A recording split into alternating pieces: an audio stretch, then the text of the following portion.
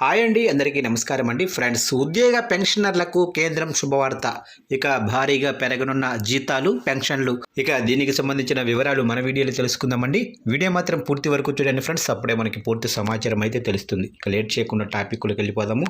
ఇక కేంద్ర ప్రభుత్వ ఉద్యోగులకు త్వరలోనే జీతాల పెంపు, కరువు భత్యం పెంపు, అలాగనే బకాయిల చెల్లింపు వంటి శుభవార్తలు అందనున్నాయి. ఏ స్థాయిలో జీతాలు పెరిగే అవకాశాలున్నాయో తెలుసుకుందాము.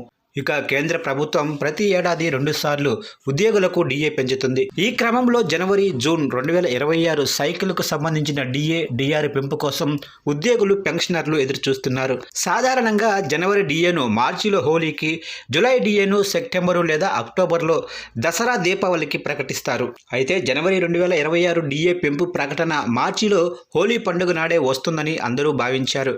కానీ ఈ ప్రకటన ఆలస్యమైంది. ఎప్పుడు వస్తుందనే దానిపై అధికారిక సమాచారం కూడా లేదు. దీంతో ఉద్యోగుల్లో ఆందోళన పెరిగింది. అసలు డిఏను బేసిక్ జీతంలో విలీనం చేస్తారా అనే చర్చ కూడా మొదలైంది. ప్రస్తుతం కేంద్ర ప్రభుత్వ ఉద్యోగులు 58% డిఏ అందుకుంటున్నారు. ద్రవ్యోల్బణ డేటా ఆధారంగా జనవరి 2026లో డిఏ సుమారు 2% పెరగవచ్చని అంచనా. అదే జరిగితే మొత్తం డిఏ 60%కి చేరుకుంటుంది. ఈ అంచనా జనవరి 2025 నుంచి డిసెంబర్ 2025 వరకు, అంటే 12 నెలల సగటుపై ఆధారపడి ఉంటుంది. లెక్కల ప్రకారం డిఏ 60.33% వస్తుండగా దాన్ని 60%గా రౌండ్ ఫిగర్ చేస్తారు. ఇక మార్చి 18 లేదా 25న జరిగే కేంద్ర కేబినెట్ సమావేశంలో డిఏ పెంపుపై ప్రకటన రావచ్చని భావిస్తున్నారు.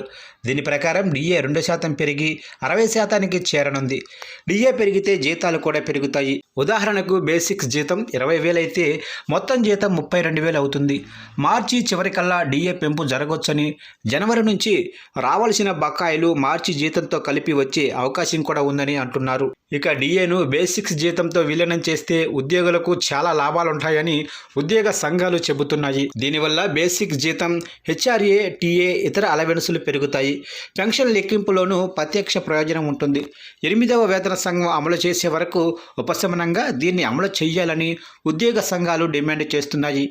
7వ వేతన సంఘం పదవీ కాలం డిసెంబర్ 31, 2025తో ముగిసింది. ప్రస్తుతం 8వ వేతన సంఘం పనులు ప్రారంభించింది.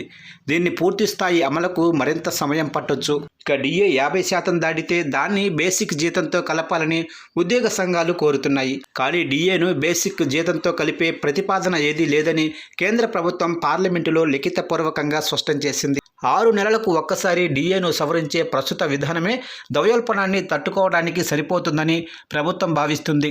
అందుకే పెద్దగా మార్పులు అవసరం లేదని ప్రభుత్వం వైఖరి.